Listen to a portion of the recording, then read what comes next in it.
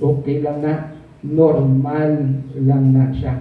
Pero abnormal na iya, kung may ara sang pagilinaway, pero wala man ta may ginahimo para masolbar kinatanan.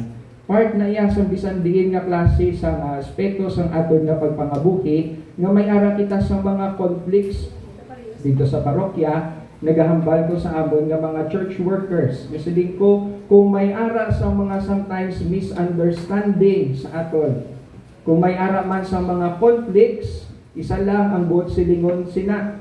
Tanan kita, may ara kita sa maayo nga handom para sa aton parokya. Wala question, palangga ta ang aton nga simbahan. Wala question nga palangga ta ang aton nga Dios. Pero kay kubo lain-lain tatanan, kada isa sa aton nga nagapalangga sa Ginoo, may ara man sang ginapaminsar nga pamaagi kung paano ko palanggaon si Kristo. Kag sa masamidra na nagahalin ang aton nga konflikto. Hindi kay tungod nga hindi ka palangga ang Dios, hindi kay tungod nga sala ang aton nga himuon, pero kay tungod nga sa masami, hindi naton luyag nga mag-meet halfway, hindi naton luyag nga makipag-dialogo. Gusto ta i-insister kung ano ang aton nga luyag nga pamaagi. Gusto ta insister kung ano ang aton luyag nga pagpahayag sa sini nga pagpalangga. Kag kanami sa aton nga Ginoo ay tungod nga gimbutang niya kita sa isa ka simbahan nga kung sa diin may ara kita sang direksyon. No, ang aton nga simbahan may ara sa mga doktrina. Ang iban nga mga reliyon masiling na sila kamo nga mga Katoliko, ang inyo nga mga ginapangtun-an, ang inyo mga ginapatihan, puro doktrina. Ang inyo nga mga ginasunod, ang inyo mga doktrina, hindi si Kristo. Nagsabat ang isa ka apologist. Dali lang, ang tanan ni namon nga doktrina, parte ni kay Kristo. Ang amon nga doktrina, parte ini sa kung paano namon masunod kag mapalangga sang intsakto ang amon nga Ginoo. Kaya hindi pwede nga masiling ko mapalangga ko ang Dios, pero bahala na lang kuya kung ano kuya gusto ipahayag ang ina nga pagpalangga. Kay kung kita lang ang pagustuhan bilang mga tao, human psychology would tell us nga kung may ulubrahon, ang una naton pilion ang pinakahapos. Tsakto? Kung pariyo malanggali ang pagsimba sa Domingo, nga kaisa kag ikaapat o kung pareho lang man nga makasimba o kaisa pagpalangga man na sa Ginoo, tinga masimba pag ikubi apat kung pareho man lang sila balor sang isa, kundi isa na lang. Kung pareho man lang bay mamba kung mapalangga ko ang Ginoo, kung nagarosaryo mo ko di okay na naguro ang pagpalangga man na ano mo na ya karon kay halin man na sa akon tagipusoon. No, dito sa parokya, isa sa mga ginapalakad namon amo ang amon nga pledges. Ang amon nga pledges kay nga hindi ini pagpangayo sang o kung pagpakalimos sa simbahan para sa mga tumuluo, ini pagpahanumdom sang simbahan sa obligasyon sa mga tumuluo nga suportahan nila ang simbahan para may ara sang hikuton para mabuligan kung sino ang mga nagakinahanglan. Galing lang sa aton niya nga naandan bilang isa ka simbahan nga Katoliko, pag maghatag kita ya, wala taripa. O kung for example, no, maghatag kita sang aton nga pledges, sang aton nga tithes, ano ang ginahambal permi sa aton? Kung ano lang dang halin sa imo kabubuton. Halin sa kabubuton, which is true. Dapat halin sa aton kabubuton ng aton nga paghatag. Dapat pa maghatag ko, duway galangot ang buot ko. Dapat pa maghatag ko, nagakalipay ako. Dapat ko maghatag ako, kabalo ako nga amo niyang ako nga gusto nga ihatag. Pero mga kauturan, sa aton nga paghatag sa Dios, nagakalipatan naton nga hindi lang na siya isa ka elemento. Nga dapat halin lang sa kabubuton, hindi dapat duwa na siya ka elemento. Kag pareho ni sila nga importante. Ang una, halin sa kabubuton, ikaduwa, halin sa aton ikasarang. Kaya nga kung magbase lang kita sa aton kabubuton, dapat naton tandaan, madamo ng kabubuton nga dalok. Tsakto? Tingalin man to sa kabubuton ko, kabubuton mo tani tuod, galing dalok man. Yan. Di wala man, do pares na, mahatag na lang ko. Nakadto ko to masimba. Nakaready na ko, mahatag ko sa kolekta 50. Pagpasulod ko, may nakita ko to galuto, barbecue. Oh, 20 na lang yata. Di naman ko agad siya. No, tagpila na, tag-30 sa layo. Sige, 20 na lang karon ng yatag ko to sa kolekta. Kay tungod nga ang 30, ibakal ko pa ni isang barbecue. Awat pa na. Hindi. Dapat halin sa aton kabubuton, kag sulo sa aton nga ikasara. Kay tungod nga hindi pwede nga ihatag ko sa Ginoo kung ano ang sobra sa akon. Hindi pwede nga ihatag ko sa Ginoo kung ano lang ang hapos para sa akon. Kay hindi na siya tutuod nga pagpanangga. Kambal gani nila, wala pa kita tutuod nga nagigugma, mintras nanto wala pa kita nasakitan.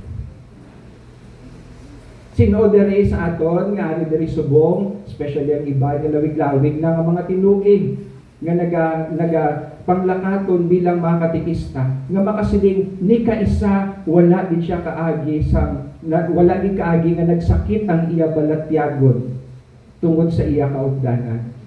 Kung padamo-damo lang guro isipay, guro mas damo pa tong maisipan kung ano tong mga kasakitan no nga aton nga naagyan. Pero tingaari pa kita diri Japon. Hindi kay tungod nga luyag ta nga masakitan. Pero kay tungod nga dako ang aton paghigugma. Nga sa piyak sa mga kasakit kag mga kabudlayan nga aton ginapang-agyan kag mga napang-agyan na kagabalo kita damo pagi kita sa mga maagyan. Pero hasta subong ari man kita diri sa gihapon. Wala kita nagakadulaan sa pag-asa kag paglaom. Pero balik kita dito.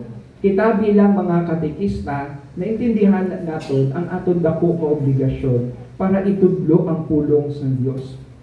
Especially sa aton nga mga kabataan. Kadang demonyo mangita gina siya sang pamaagi kung paano kita laglagon. Mangita gina ang demonyo sa mga pamaagi kung paano nga ilihis niya no ang aton nga panginsaron. That's why hindi na kita pwede makasiling natin kabalo na ko na. Hindi na kita dayo magtuon. Masiling na, total ka tudlo, makutuan. Hindi na lang ako magpangamuyo. Hindi. Ang pangamuyo dapat isa ka importante nga parte sa aton nga pagpangabuhi. Kaya hindi kaya pwede kasiling nga kay kumo katikista ko, naintindihan ko na tanan. Hindi ko pwede kasiling nga kay kumo nagatudlo ko, nabalaan ko na tanan. Kisa mga katikista, pabula numero 1, mga punggalain matsyag, laga pabulong sa surano. Doon may sikmat ko, ha? Yeah. Kaya di suryanay kami, no? Iboy-boy, no? May isa kami la kaya riya. Hamba nila. Pag may nagamba sa ako, nga doon pa matsyagan niya, doon ka riit, yun ko, no? Sa ilang na lugar, doon ka dahamo sa mga white lady, dahamo mga tamaw. Doon ko, why pa man na sila kambal sa ako. Sige lang ko lang may magmulo na sa ako. Kaya nga, balon ko, nakibot pa kamo. Nakibot pa kamo nga kariit di ka lugar nyo. Una sa tanan, kada bulan gamisa kami di wayman kamo. Tapos matingala kamo nga do kariit inyo nga balay. Siyempre lang gid, sino man dabi ang matiner sa inyo nga balay kung una sa tanan ang Dios way nga dali napasulod. So dapat maghalong kita bilang mga katikista. Kaya ang aton nga ginatudlo amo ang kamatuoran. Sa aton nga ebanghelyo si Kristo nagsiling. Dapat hindi kita magkahadlok. Hindi ta mahadlok sa mga tao nga makapatay lang sang lawas, pero hindi makapatay sa kalag. Mahadlok kita sa Dios nga makapatay sang lawas kag kalag dito sa may impyerno. Kagano ginatudlo ni Kristo sa aton, hindi kita mahadlok magpanindugan para sa kamatuoran. Mayara interview sa Godfather sa AI, no? Artificial Intelligence. Ang iyang ngalan si Geoffrey nalipat ko. Wenton. Di pa mangkot siya sa interviewer, siling niya, "Sir, ano ang imo nga naghalin ka sa imo nga kumpanya kung diin mo to ginhimo ang AI, no? Diin nyo gin-produce ang computer program." Sili niya, naghalin ko da kay para makahambal ako sang bukas. Ikaw nga makambal ka sang bukas, how? Ang hambal na yun ni Joffrey. Kay tungod nga subong ang akon advokasya, amo ang ipaintindi sa mga tao kung daw ano kadelikado ang pwede matabo kung hindi magamit sang insakto ang ini nga teknolohiya. While AI is very, very important and very useful, kung hindi na natin paggamiton sa insakto, very destructive man na siya sa aton. May isa kabalo ka mo, may mga observations subong, especially sa education sector. Muda mo mga bata, grade 10, 11, 12, sometimes, di kabalo magbasa. Kung kabalo man magbasa, hindi ka intindi sa ila, ginabasa. Matingala na ta nga, naglabot na ta sa abo sina.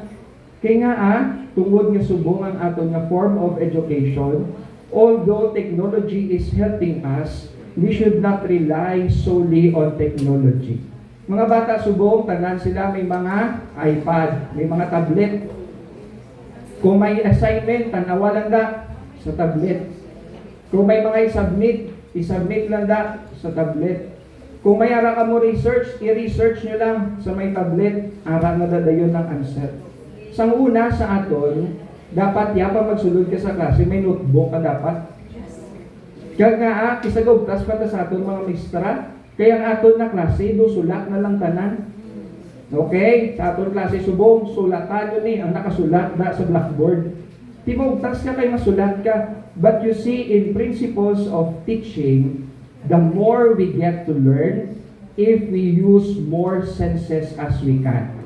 Kung ginagamit nato ng aton nga mga senses nga mga damo, ang memory retention dako. Samtang nagasulat ko da, siyempre bago ko na isulat, ginbasa ko na to. Diba?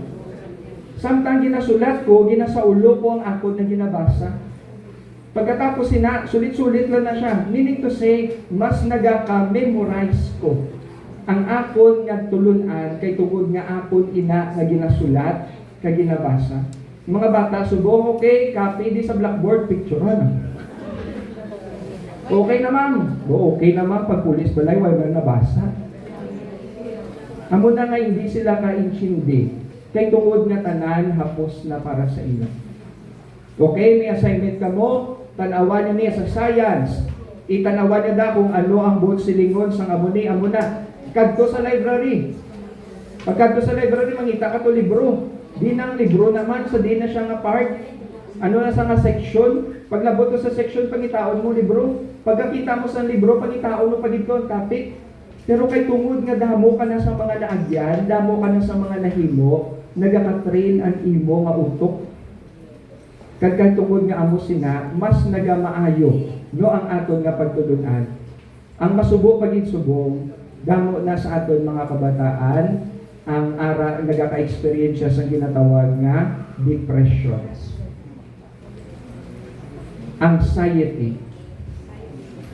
Dutay lang nga sundlog, tawag din nila bullying. Bullying na naging sundlog, kami lang itong mahigko, bayo mo. Kung nagyan mo guro sa amon sa una, guro malalaing ka nga grabe nga sundlugan na hindi kaya paguntatan, nasa hindi kaya maghibi mo. Galing nga very low ang tolerance sa mga kabataan in terms of depression. There was a study done several years ago with regards sa effect sa oras nga ginabutang sa mga bata para sa ilang nga cellphone kag sa ilang nga gadget. So it was actually a closed monitored study. Duha ka grupo. Grupo sa mga bata na wala gina-regulate ang paggamit nila sa ilang cellphone, computer, kag internet. Then sa biyang nga grupo mga bata nga gina-regulate ang paggamit nila at least 2 hours a day lang sila. Later on, pag dinalagpo nila, they found out nga ining mga bata nga mas damo ang ila exposure sa gadgets kag sa computer, very small ang ila tolerance sa depression. Whereas, this one nga gin-regulate, mas bakod ang ila tolerance when it comes to depression.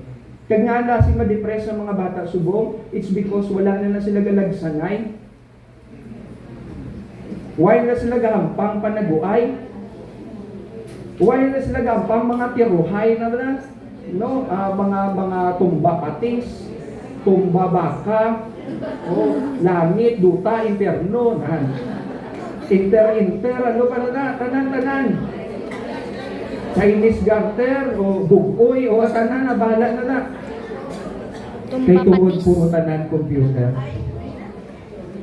Actually, ang mga dagyang, ni bula ka mga bata, lagsanay, panaguay, balay-balay, whatever it is, abi naton, hampang lang na. But no, samtang gahampang sila, they get to learn lessons in life. Nga kita, no? Marabalang, just recently, dito sa parokya, may isa dito ka bata nga nag-suicide. May mga kabataan kami doon, schoolmate nila. 17 years old. 17 years old. Kag nga, nakalabot sa muto nga punto, why natakabalo? Why kita kabalo sa tugtod nga istorya kung nga nakalabot siya sa muto? Pero usually, ang imo basihan, ano ang last nga natabo bago naglambot sa amuni? Ang pinakalas nga natabo, ginakigan siya sa nanay niya sa gabi ko, no? Pagkaaga na sa kuwan na lang sa nga amuto. Yung makasiling sa basulon takaroon ng nanay, kaya yung iba nasiling sila nga, kung wala siguro ginakigan, wala man nagamuna. I don't think so. Hindi mo pwede magbasulod ng nanay, kaya nga why man sang ginikanan nga nagaugta sa ilang kabataan kay tungod mga butanan sila. Kagi na magubating nanay nga nagsawad. Ano ka man imo nga kasi isang bata ka? Nga kasagad sa imo magtuon. Nga permi ka na lang, tukon ka na lang permi nga tukon. Kabati ka na nanay nga mo na, makabati ka nanay nga mo na buang na. Di ka kabati, tatay, nagsiling sa bata yan. Ikaw mo lang kabata, ang init kitang ulo ko sa imo kay kapisan-pisan sa imo. Na, diba? Galing lang, kay tungod nga, ining atod nga mga kabataan, right now, the young, I don't say nga tanan sila, damong madamayo, pakaiting ang ilang mga sa Diocesan Pastoral Assembly. Sa amon nga grupo, sang naga-meeting na kami, kag mahatag na kami sa amon proposal para sa programs, kag handom naton para sa pamatanon. Ang mga upod ko sa table, nagsiling sila, paano na di karon maka-create sang program para sa mga pamatanon, kag para sa mga kabataan, nga puro man tanan gurang. Kung may mga pamatanon, di sa aton pilala ni sila kabilog. Dapat niya sila aton pamatian para iambal nila sa aton kung ano ang ilang kinahanglanon. Tsakto? Sala. Amo niya ila, but I have my own opinion. Siling ko sa ila. While amo na ang tsakto man, may punto ako nga dapat pamatian ta ang mga pamatanon kung ano ang ila nga ginapatihan nga makabulig sa ila bago kita maghimo sang programa. Pero dapat tatandaan, may rason ang Ginoo nga aging himo nya kita nga mga ginikanan. Di ka kakita ginikanan nagamba sa bata, yang sige bala ka na sa kabuhi mo. Para may pagkaon, kung anong bro mo da, bahala ka, hindi. Ang ginikanan gatudlo. Kung dumdumon ta, may mga naagyan na kita sa kabuhi ka, nga kabalo kita kung ano ang leksyon nga aton natunan. Kung ano ang tutuod nga nakabulig sa aton. So amo na ang aton nga itudlo sa mga kabataan. Okay, we listen to what they want, but at the same time, we have to be there to regulate. Kaya dapat, mas kita ang nakabalo kung ano ang dapat nila nga himuon para magkaayuhan ang ila kabuhi. Pabayaan mo yung mga kabataan, huwag ginabos lang. So nagligad lang kasi man namin nagpalapit, Father, pa kayo istorya, biyari ang bata niyo kayong dulay, ang ilibio, nagkakalipong na, yung araw, hindi na siya mag-eskwela. Matambay na lang siya, mangalot na lang sa tiyan niya. Pili dalan. Pili mga amo na. May isa pa gid nagsiling. Father, lain na gid ang mga bata. Di subong. Sakto? Sala liwat. Tungod na sa ginika. Kabalo ka mo, Naunay ang mga bata wala niya dalain. Kung naglain man ang mga panimuot sa kabataan subong, hindi na kay tungod sa na nila. Sa naton nga nagagiya sa ila. Ang mga kakulangan nga makita naton subong sa mga bata, refleksyon na sa kakulangan sa ginikanan. Refleksyon na sa kakulangan sa mga guardians. Ang mga bata, kung sino to, kung paano kita gimbunag sa una, amo man na pagbunag sa ila. Kung anong estado naton sang una sang ginbata kita, amo man ang ila estado. So hindi ta pagpasulod ang mga kabataan sa sala nga kita mismo ang naghimo. Kay kita mismo nga mga guardians nila kaginikanan, kung kaisa, hindi ka man bungod, pero ginabutan naton sila sa isa ka kondisyon kag sitwasyon nga sila man mismo makahalid sa ato. Ano ang mas hapos? Masaway ka da, maugtas ka, o kung tagaan mo iPad, mahipos na.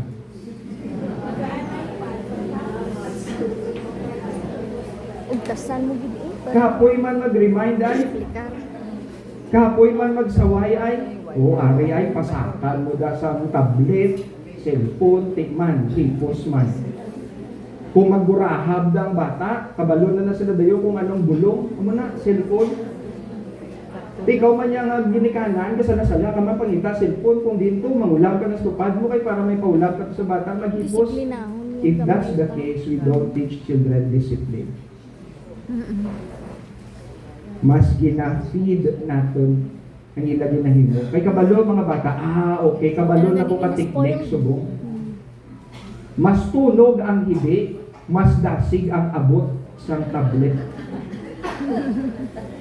Mas damo ang kisi-kisi, mas dasig ang sala ni nanay kag ni tatay para ihatag kung ano ang akon nga gusto. And so therefore, ari kita diri, it's because we have to remember the gravity of our responsibility. Ako, dako gid akon pasalamatan sa among katikista sa elementary kami. Sa tutuod lang wala, why mo kami nadugduman sa gintudlo to ni Manong sa amon. Why gid? Pero isa lang ang ako nadugduman. Si Manong naging tutuod nga Manong sa amon. Naugdan na kami, pamampang. Ginalay-gayan na kami. Kasi nabatsagan namin ang iya na pagtatap sa amon. Kagamo man na para sa aton mga kabataan. Once nabatsagan sa aton mga bata, ang aton pagpalangga, ang aton na itudlo sa ila, hapos na lang na ila matunan. Lessons without love are useless. But love coupled with lessons are powerful. So dapat kabalo kita sa proseso. Pagpalangga, anay, bago leksyon. Hindi kay leksyon, anay, bago magpalangga. Kay by the time kung kaisa kong ulihi ang pagpalangga, especially kung do sala ang pamaagi, nakatuon na tuod ang bata, pero hindi na sila magpalangga. Kay tungod nga nasakitan na sila. And so, my dear friends, my dear brothers and sisters, padayon kita nga magpangamuyo sa aton nga Dios, nga sa sining aton nga pagdililipon, kapoy aton obra. Kapoy aton obra. But to see all of us here, nagaka-recharge kita. Yung isa, di ba, kung nagahimot ang sinagot, Lord, ko pa kapoy naman do, kami malang di man. Pero kung makita mo, gali, ay sa tiyak, gali nga bikaryato, may atunan pa sila.